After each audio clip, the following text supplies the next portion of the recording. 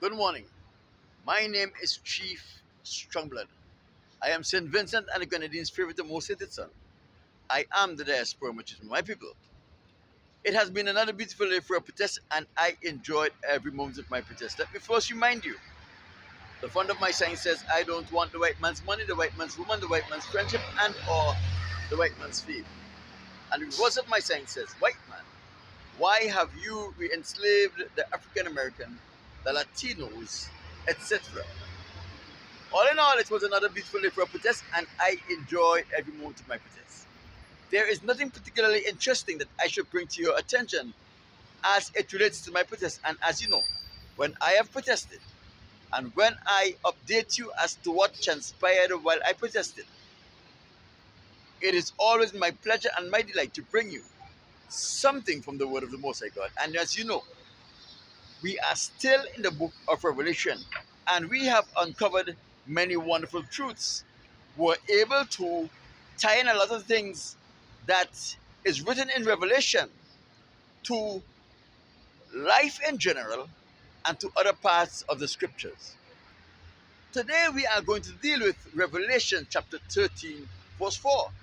We saw in Revelation chapter 13, 1, 2, and 3 that a beast come out of the sea.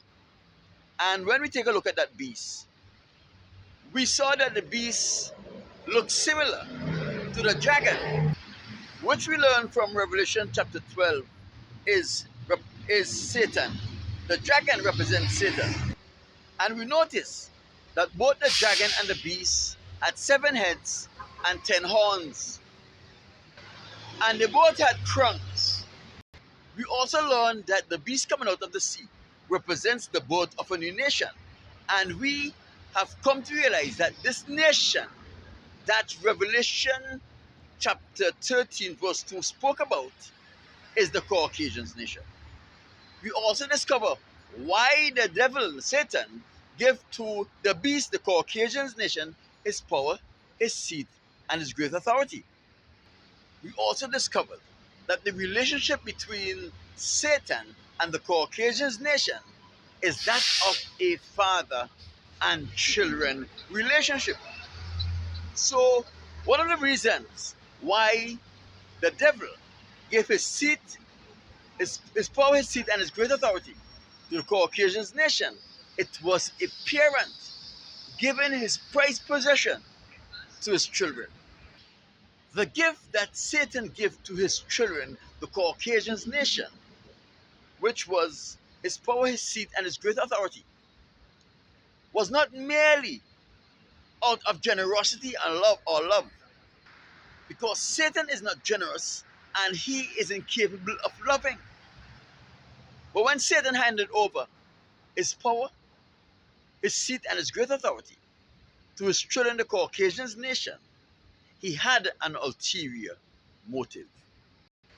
The real reason why Satan handed over his power, his seat, and his great authority to the Caucasians nation is unfolded in Revelation chapter 13, verse 4. Let us read it and let us unpack it as we go forward. Revelation chapter 13, verse 4 says, And they worship the dragon, which gave power unto the beast. And they worship the beast, saying, Who is like unto the beast? Who is able to make war with him? So my question to you is, can you figure out what is Satan's primary motive for giving his power, his seat, and authority to the Caucasians just by reading verse 4? Well, let me help you to understand it. Let us go to Isaiah chapter 14, and we are going to read verse 13 and 14. And that should help us bring a little clarity as to why Satan appears to be generous in the delegation of his power, his seat, and his great authority. Isaiah 14:13. And he said in his heart, I will ascend into the heavens. This is Satan speaking here. This is Satan's thoughts. I will exalt the throne, my throne above the stars of God. I will sit upon the mount of the congregation. I will ascend above the heights of the clouds. I will be like the Most High. You see, Satan loved the way the Most High was treated in heaven. He loved the fact that the Most High sat upon the throne and he was elevated above the clouds. He loved the fact that the Most High sat above everyone else and everyone else stood before the Most High God. He admired the fact he admired the fact that the Most High God not only created the stars, but he was exalted above the stars. It was Satan's secret desire to be like the Most High God, not in character, not in perfection and righteousness, but he wanted to be like the Most High God because he wanted to be worshipped. He did not necessarily want to be worshipped by God, but he wanted to be worshipped by every other creature that existed in the heavens. He wanted to be worshipped and admired and loved and adored by his peers, the other angels, which he stood above. He could not get the worship of his peers in heaven. He had to settle for the adoration and worship of the fallen race of man on earth. Satan also knew that the nation of the earth will not worship him. So it was his big plan. He knew that if he handed over his power, his seat, and his great authority to his children, the Caucasians, they will interact with man and get man accustomed, in some case, deceive men into, and in other case, bribe them into worship him, their God, the one who gave them his power, his seat, and his great authority, and give them dominion over the earth and the earth's inhabitants as prince of the earth, as he held the title of prince. So Satan's master plan was to elevate his children, the Caucasians, make them prince of the earth, give them authority over all of the nation through brute force, evil, and wickedness. And in turn, his children can deceive men into, force men, even by threatening their life, into, bribe them into, and convince others into worshiping their father, their God, Satan the devil. One of the things you have to understand here, Satan does not care if you worship a dog, a statue, an image, the clouds.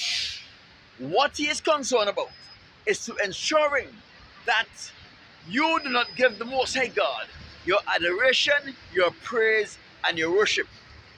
Although Satan's ultimate goal was to be praised and worshiped, he do not mind sharing his praise and his worship with his children, the Caucasians. He do not mind sharing his praise and his worship with an idol, a statue. But one thing he is not willing to do is share his worship with the one, the only one who is worthy to be praised, to be honored, and to be worshipped, which is the Most High God. And that is why, if you ought to be a true worshipper of Satan, he entices you into homosexuality, abortion, bestiality.